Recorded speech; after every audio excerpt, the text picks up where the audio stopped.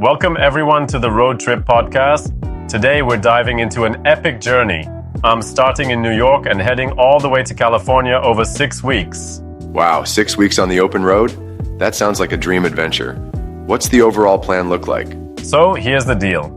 The journey is roughly 2,800 to 3,000 miles. And while you could technically drive it in 42 to 43 straight hours, the idea is to take it slow, explore different states, and really soak in the vibes. Yep, that makes sense, right? It's all about the experience. And, do they suggest any specific routes? Absolutely.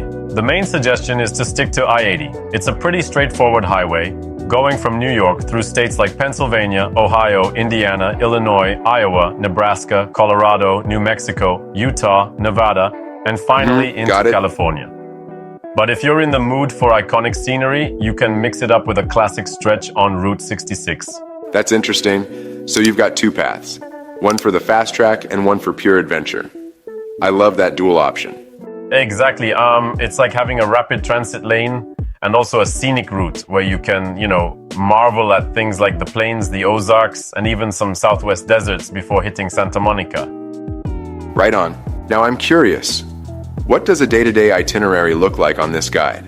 Well, they've actually broken it down with a 6-day base plan for key stops. Day 1, you head out from New York to Chicago, covering 745 miles in about 11 hours. While you're there, definitely check out Navy Pier and Willis Tower. Chicago is amazing. And what comes next? Day 2 takes you from Chicago to Omaha, about 466 miles, roughly a 7.5-hour drive. In Omaha, a must-stop is the Henry Dorley Zoo and Aquarium, which is really one of the top attractions there. That sounds like an excellent mix of urban and natural attractions. Then on day 3, you drive from Omaha into the Rocky Mountains, roughly 568 miles over 8 hours, and spend some time in Estes Park. You can check out natural wonders like Garden of the Gods and the Royal Gorge Bridge. Yeah, that's some breathtaking scenery. Wow, the Rockies always offer that stunning backdrop, right? Exactly. Then on day 4, the plan is to head from the Rockies to Page, which is about 426 miles in a 7-hour drive. And here's where things really ramp up. You're hitting up Antelope Canyon, Horseshoe Bend, and you can even swing by the Grand Canyon for a quick visit. Right, I've heard Antelope Canyon is a real gem. And then you wrap it up with the West Coast? Yeah, day 5, it's a short hop from Page to Las Vegas, 272 miles, about 4 hours of driving. Enjoy the nightlife there. And day 6, you take off from Vegas to Los Angeles, another 270 miles in 4 hours, where you can explore spots like Universal Studios and Santa Monica. That sounds super balanced. Culture, nature, and fun in Vegas. So if someone wants to extend their trip, are there any extra stops recommended? Oh, definitely. They mapped out a total of 27 stops across the journey, but the top must-see spots include Niagara Falls, St. Louis, Santa Fe, Yosemite, and San Francisco. They even suggest a top 10 plus 1 list, including highlights like the Deep South for that New Orleans jazz vibe, Yellowstone, the Pacific Coast Highway, and even spots along Route 66. Interesting. That really adds a lot of depth to the adventure. It's like you can customize your journey depending on your interests. Exactly. And speaking of customization, there's also a detailed gear-up guide to keep you safe and comfortable on the road. Safety first, absolutely. What kind of gear are we talking about here? Well, first off, you need to rest every 3 to 4 hours and cap your driving at about 8 hours per day. Also, avoid driving during sunset from 6 to 7 p.m. For the vehicle, pack a repair kit with jumper cables, a tire iron, and basic tools, all in a compact case. That's got to be in every road trip bag. And then there's a medical kit with bandages, pain relievers, and antiseptic wipes in a waterproof pouch. You'll also want a reliable GPS with real-time traffic updates, a dash cam with night vision, and a wide-angle lens for recording those memorable stretches. Right, you never want to miss a moment.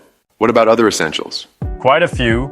There's a portable tire inflator that plugs into the car's power outlet, electrolyte drink packets for hydration, hand sanitizer in a small pump bottle, and wet wipes in a resealable pack. Plus, a handheld car vacuum, a foldable trash bin with a lid, and a clip-on air freshener for the vents. Also a sturdy trunk organizer, an air mattress sized for the back seat complete with a built-in pump, along with warm clothes, water, and snacks. That really covers all the bases. And what about the car? Should travelers rent or go for a used one? The suggestion is, if you're not buying, go with a rental that includes GPS and full coverage insurance. Alternatively, if you're buying a used car, make sure you check its history thoroughly.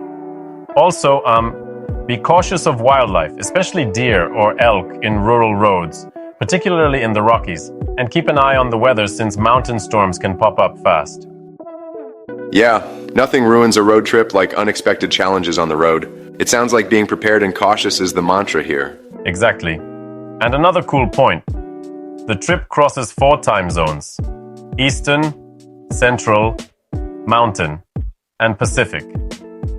So, you need to adjust your clock accordingly, plan your stops wisely, and definitely check out local travel blogs Right. for those Staying hidden organized gems makes all the and difference. quirky stops along the way. When do you think is the best time of year to tackle this journey? The advice is to aim for late spring to early summer, like May to June, or even in the fall when the weather is gorgeous.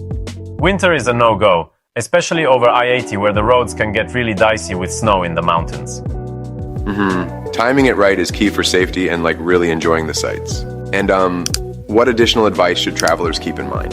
They also recommend planning your top 10 stops in advance, checking in with any friends along the way, utilizing mapping tools, and booking campsites or quick hotel stays ahead. It's all about balance. Enough structure to stay safe, but enough I like that freedom approach. to It leaves room explore. for spontaneous adventures too. Though, I gotta say, sometimes I think too much planning can kill the thrill of the unknown a bit. True, but hey, think of it like having a safety net. It lets you explore without stressing over the logistics, right? I can see that working well. Exactly. It's about finding that happy medium, structured enough to avoid mishaps, but loose enough to, dive into the adventure. This guide really seems to cover everything, from routes and stops to gear and safety tips. For sure. And the best part? It encourages travelers to come back and share their road trip tales, so it's a community of like-minded adventurers constantly learning from each other. That sounds like an incredible community to be part of. Well, for anyone dreaming of a coast-to-coast adventure, this guide is practically a roadmap to unforgettable memories. Absolutely. So here's to safe journeys, scenic routes, and making every mile count. Happy travels!